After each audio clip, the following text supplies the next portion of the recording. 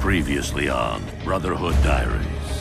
Rome is 3 times the size of Florence, so it made sense for us to introduce the horse in the city. As a player, you totally get to customize your own assassin. With this, the player will have some pretty kick-ass allies to help him fight the Borgia.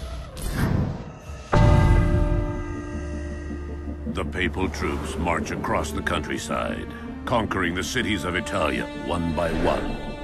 Only Ezio Auditore da Firenze stands between the Templars and his brilliant, ruthless general, Cesare, and his ambition.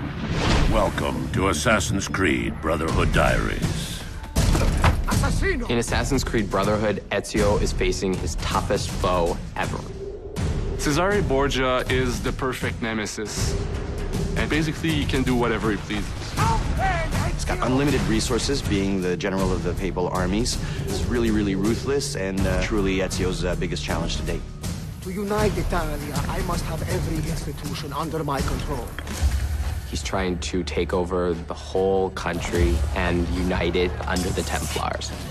In Assassin's Creed Brotherhood, there's Cesare, who's your main target, but he's helped by 3 generals. The Duke de Valois, he has a huge army which helps Cesare make his law in Rome. Juan Borgia, who is in charge of the money, so Cesare uses this money to wage his wars. And Micheletto, who is Cesare's personal assassin. So we dedicated 1 full sequence of gameplay to learn a little bit about their backstory, how their influence is corrupting Rome and everything. So you'll get to experience the constant build-up where in the final showdown, you get to track down your final prey and kill him. Well, it's a well-known fact that Leonardo da Vinci ends up working for Rodrigo Borgia. And one of the things that Rodrigo wants to do by taking over the world is build these fabulous war machines. And we created whole missions around them where you have to go find the plans, destroy them, get the machine.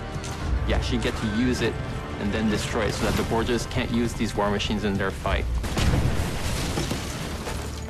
In AC2, we had what we call the secret locations. People really loved that, so we decided to bring them back in Assassin's Creed Brotherhood. With a twist, of course, and once you find them, something interesting is going to happen.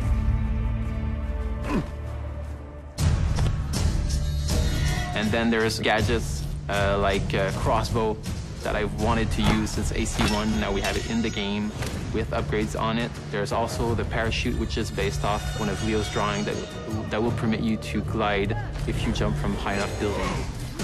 Our new strategy for combat in Assassin's Creed Brotherhood is to strike first and strike fast. We wanted to reward those that really had a more aggressive approach to it. We wanted the player to feel badass when he was performing these counter kills. So that became sort of the trademark of what the combat system is.